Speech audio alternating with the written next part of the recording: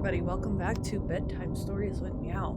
This is not an official Lovecraft story this time, even though it may sound familiar to some of you. It's an excerpt from the writer's letter to his friend Donald Wandre from November 24th, 1927, in which he described one of his dreams, or rather, a nightmare.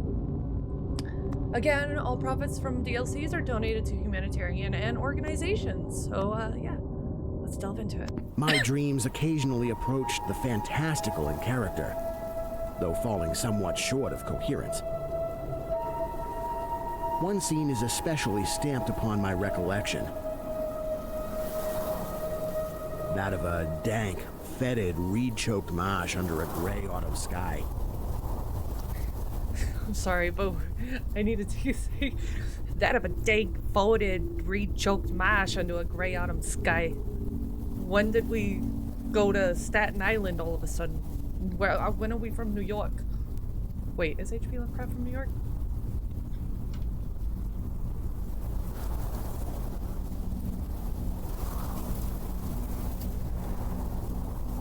Ah!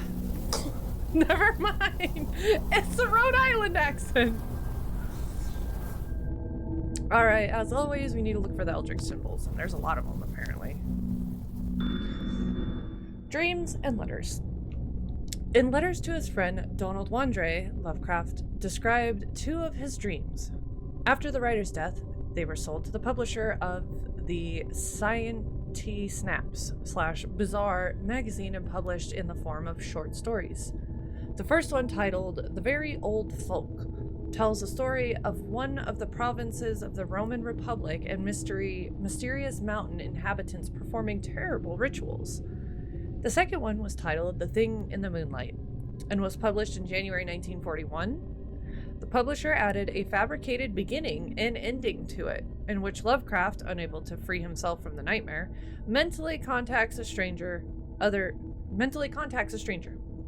Other publishers later reprinted the story, unaware that some of the text was not authentic.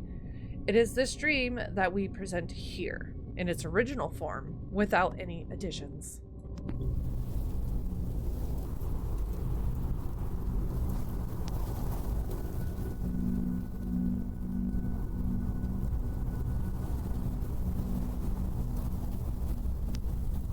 With a rugged cliff of lichen-crusted stone rising to the north.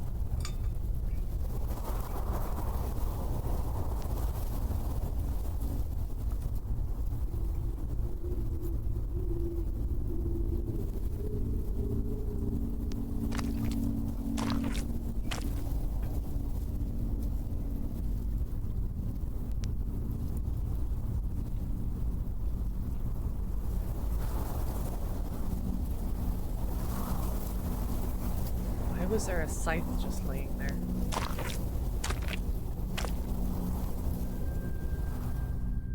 Impelled by some obscure quest, I ascended a rift, or cleft, in this beetling precipice.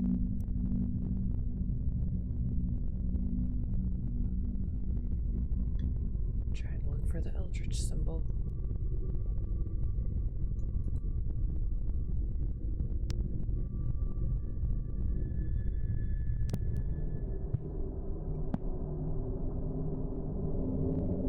Noting as I did so the black mouths of many fearsome burrows extending from both walls into the depths of the stony plateau.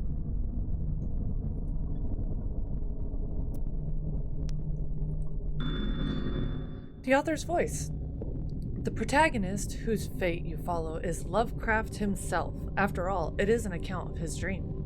That's why we wanted to reproduce his way of speaking and accent as faithfully as possible. Unfortunately, no recordings of his voice have survived. That's why we had to rely only on descriptions from numerous letters. Friends remember his voice as high-pitched, thin, and flat. However, it changed while reading or reciting. As the writer's wife Sonia Green recalls, his voice then became stronger, clearer, and deeply resonant. Lovecraft spoke with a New England accent, which, as the writer himself mentions, was characterized by the following. We don't sound any final R in words like car, far, and phonetically our common pronunciation is indistinguishable from ka, fa. Selected letters 3, 420. not sure what that date is. That a date? In his youth, Lovecraft tested his singing skills and even recorded some of his rehearsals. My mother actually liked the results. Mothers are not always unbiased critics, but I saw that to it that an accident soon removed the incriminating evidence. Later, I tried something less ambitious. This was a better success, but reminded me so much of the way of a dying fox terrier that I very carelessly happened to drop the record, soon after it was made. I have since confined my artistic talents to literature. H.P. Lovecraft to Maurice W. Moe, May 15th, 1918.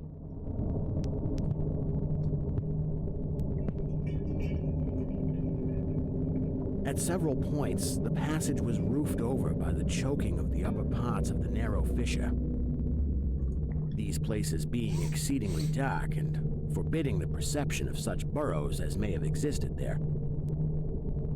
In one such dark space, I felt conscious of a singular accession of fright, as if some subtle and bodiless emanation from the abyss were engulfing my spirit. But the blackness was too great for me to perceive the source of my alarm.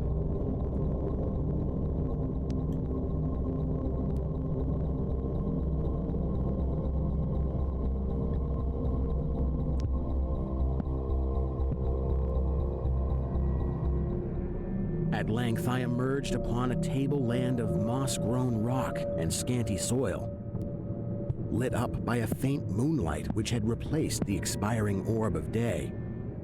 Casting my eyes about, I beheld no living object, but was sensible of a very peculiar stirring far below me amongst the whispering rushes of the pestilential swamp I had lately quitted.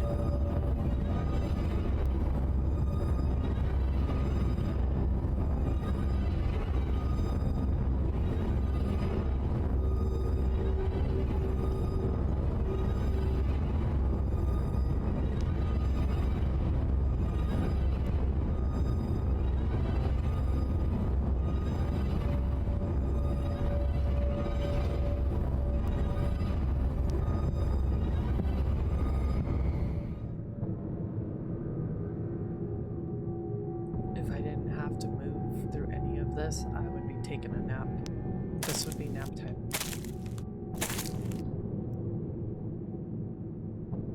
And I'd record it too. We'd all nap together.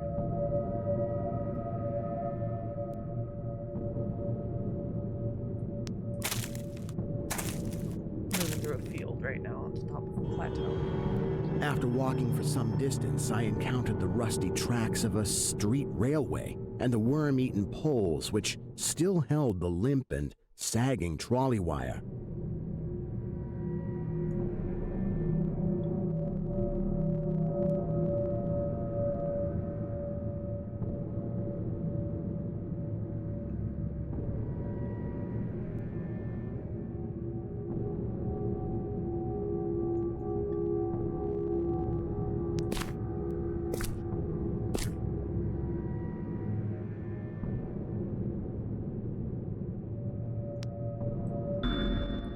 Borrowed concepts. Lovecraft believed that authors could make their stories more credible by exchanging ideas and drawing from each other's works. The best examples is the famous invented book Necronomicon, which also appeared in the works of his friends such as Robert Bloch, later creator of Psycho, and Robert E. Howard, creator of Conan the Barbarian. Its presence in the works of various other writers have even led to the mythologization of the Necronomicon and the appearance of references to the book in countless novels, films, and other works of pop culture. Lovecraft himself also used elements of other people's works, such as the books Anosprechlichen Kulten, Nameless Cults, by Robert E. Howard, and De Vermis Mysteriis, Mysteries of the Worm, by Robert Bloch. Hastur, a creature borrowed from Robert W. Chambers. Why are they all called Robert? Author of The King in Yellow, who was inspired by Ambrose Bierce. He also used his land of Carcosa, which later appeared in the TV series True Detective. Sathogua, a creature invented by Clark A. Smith. Lovecraft slightly changed its appearance and included it in his stories. We wanted to follow this tradition, so we included objects from 3 other games created by our friends. Wonder if you will be able to recognize them. That's a mask from something. I'm gonna have to figure out where it's from because I want to play it now. You don't do this stuff to me, man. I'll go hunt it down.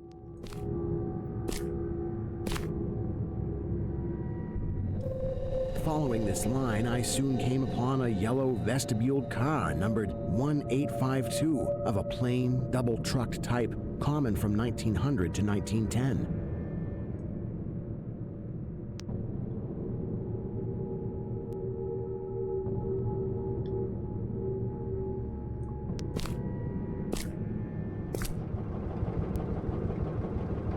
It was untenanted, but evidently ready to start.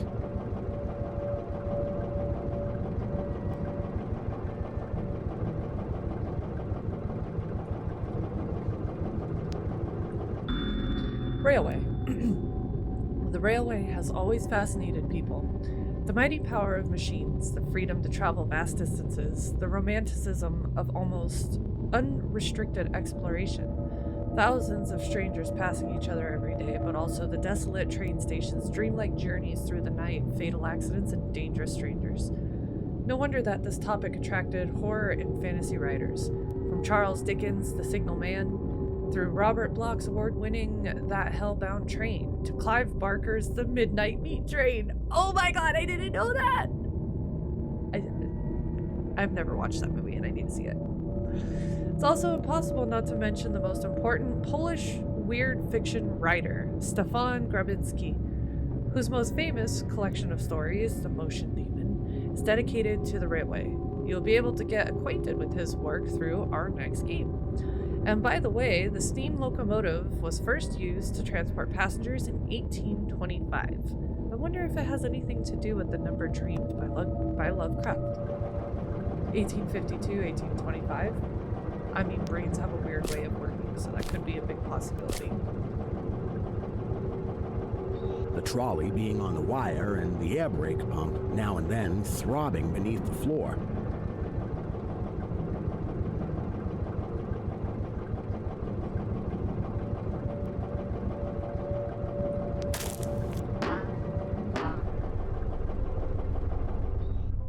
I boarded it and looked vainly about for the light switch.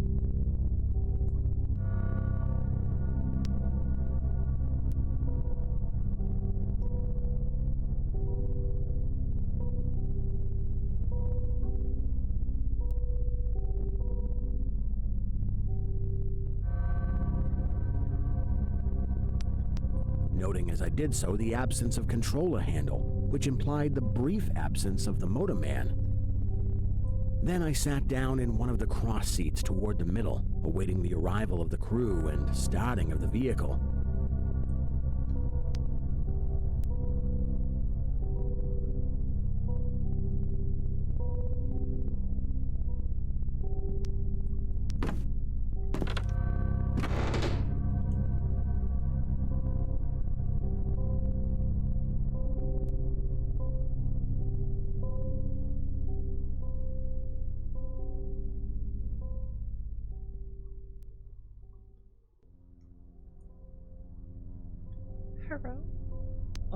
Presently, I heard a swishing in the sparse grass toward the left, and saw the dark forms of 2 men looming up in the moonlight.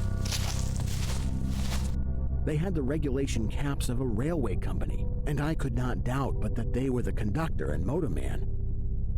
Then one of them sniffed with singular sharpness and raised his face to howl at the moon.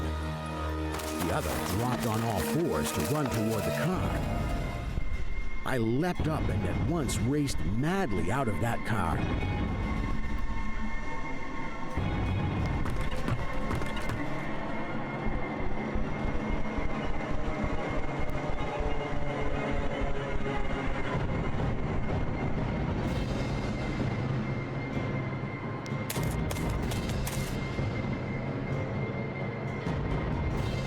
And away across endless leagues of plateau till exhaustion waked me.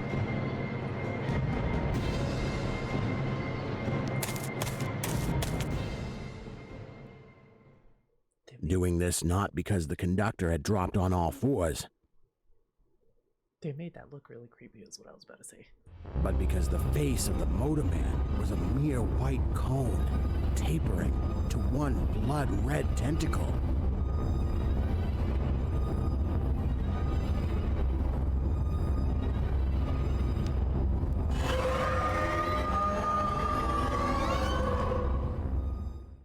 That was cool.